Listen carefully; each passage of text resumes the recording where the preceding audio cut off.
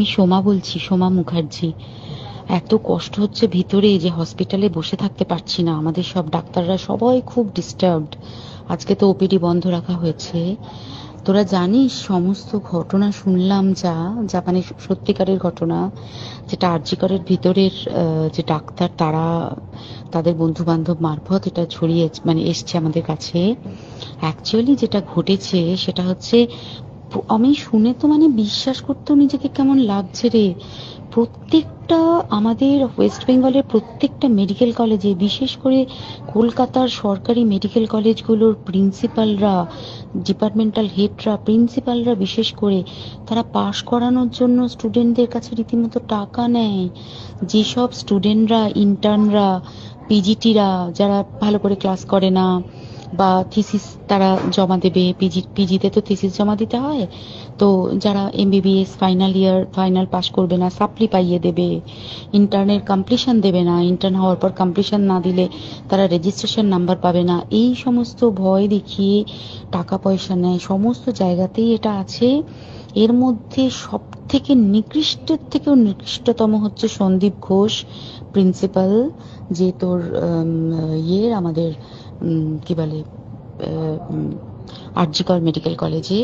সেখানে ভাব যে ওনার একটা বিশাল নেক্সাস ছিল, যাতে উনি বেশ কিছু ইন্টার্ন, হাউস স্টাফ এদেরকে দিয়ে ওই নেক্সাসটা চালাতেন। তারা ওখানে একটা সেক্স র্যাকেট চালাতো, তারা একটা ড্রাগ র্যাকেট চালাতো। ড্রাগ র্যাকেট মানে ওই যে ওটাতে বলেছে না, ড্রাগ মানে শুধু ওই হেরোইন আর ব্রাউন সুগারের ড্রাগ খাওয়া বা মদ খাওয়া নয়।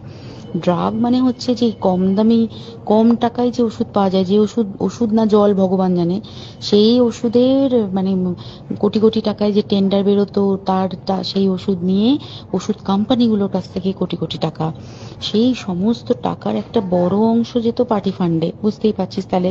সেই জন্য পার্টির একদমই কাছের উনি, পার্টির মানে একদম খোদ মানে ওপর লেভেলের একদম আসল জায়গাকার কাছে।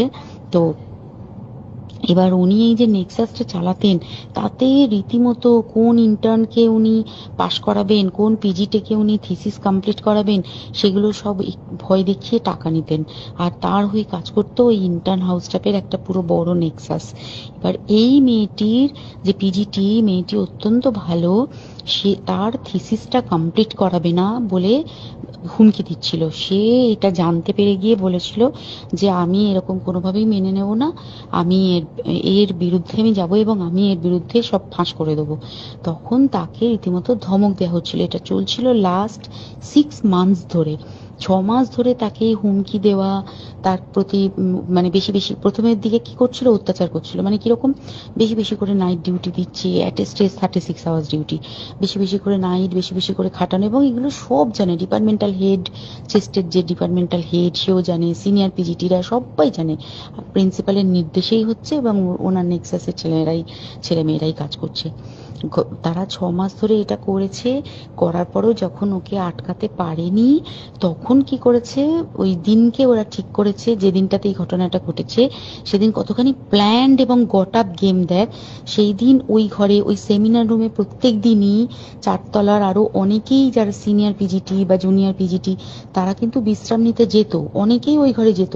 সেই দিনকে ও একা, ওকে বলেছে তুমি ঘুমিয়ে পড়ো, ওকে একা রেখে এসেছে। বাকিরা কাউকে যেতে দেয়নি, বলেছে ওই ঘরে আজকে ঘটনা ঘটছে, মানে কাজ হচ্ছে, ওই ঘরে কেউ যাবে না।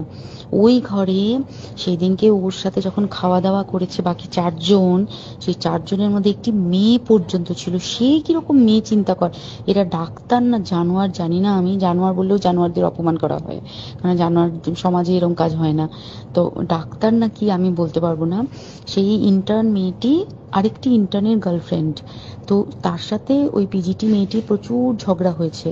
ঝগড়া হওয়ার পরে তারা তো হুমকি টুমকি দিয়ে চলে গেছে, দিয়ে তারপর বলেছে তুমি ঘুমো। এবার ও তো আর জানে না, ভালো মনে শুতে এসেছে। তারপরে তারা গিয়ে মদটদ খেয়েছে, 7-8 জন মিলে চড়াও হয়েছে। এবং তোরা জানিস যে প্রথমে তার হাত দুটোকে দুপাশে 2 জন ধরে রেখেছে এবং সেই কাজে সেই মেয়েটিও সাহায্য করেছে, ইন্টার্ন মেয়েটি। 2 জন ওকে পা দুটোকে টেনে জরাসন্ধের মতো ছিঁড়ে ফেলেছে, মানে ছেঁড়ার মতো করে টেনেছে, যাতে পেলভিক বোন ভেঙেছে, গলার বোন ভেঙেছে। মানে কি বিপর্যস্ত, মানে বিধ্বস্ত, কি নৃশংস অত্যাচার করেছে। ওকে উল্টো দিক করে শুইয়েছে, পিঠের ওপর দিয়ে বুট পরে হেঁটে গেছে, মাথাটাকে এমন থেতলেছে যে মানে স্কাল ফাল রাপচার হয়েছে। এই সমস্ত করার পরে শ্বাসরোধ করে তাকে মেরেছে।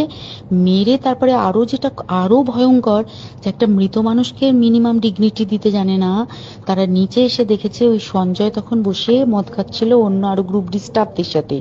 সঞ্জয় ছেলেটা হচ্ছে তার কাটা সঞ্জয় বলতো ওরা, ওকে বলে ফল গাই, মানে ওর একটু ওইসব আলুর দোষ আছে, ও যত্রতত্র যখন তখন প্রস্টিটিউট এলাকায় যায়।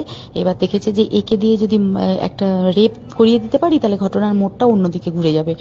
এইবার ওকে বলেছে, যা সেমিনার রুমে তোর জন্য রেখে এসছি, যা তুই এবার গিয়ে কাজ করে দিয়ে আয়। ও এসে ওই ডেড বডি খেয়ে রেপ করেছে, যাতে তার ভ্যাজাইনাতে সিমেন্ট পাওয়া যায়। তো এবার এই হচ্ছে, প্লিজ আমি নাম করে ফেললাম সবকিছুই, কতজন আমি যে নামগুলো পাঠিয়েছি এই সব ডাক্তাররা, এরা সব জড়িত জানিস, কিন্তু কেউ কোনো প্রমাণ নেই। প্রমাণ লোপাটের জন্য সেদিনকে ওই ইন্টার্ন এবং ডাক্তাররা যে ওইখানের যে বাথরুমটাতে হাত পা ধুয়েছে, রক্ত ধুয়েছে, সেইটাকে সাত তাড়াতাড়ি প্রমাণ লোপাটের জন্য ওই দেওয়ালকে ভেঙে দিয়ে তার মানে ওই বাথরুমের জায়গাটাকেই ভাঙতে হচ্ছে ওদের। ওখানে নাকি ওরা রুম বানাবে, কালকে দেখেছিস তোরা খবরে। আর বেশি বলতে পারছি না, মানে তোরা তো সবাই প্রোটেস্ট করিস, আমরা তো আমাদের দিক থেকে করছি, কিন্তু কিছুই হবে না, এই পোড়া দেশে কিছুই হবার নেই, শুধু ভেতরে ভেতরে গুমড়ে গুমড়ে কষ্ট পাওয়া। আর আগামী প্রজন্মের যে ডাক্তাররা বেরোবে, তারা যে ইন্টার্ন বা পিজিটি বা এই যাদের কাছে আমরা যাব ভবিষ্যতে, তারা কি ডাক্তার না কি আমি জানি না, কি নিয়ে তাদের কাছে আমরা যাব আর কি করেই বা আমাদের পরের প্রজন্মকে আমরা সুরক্ষিত রাখবো।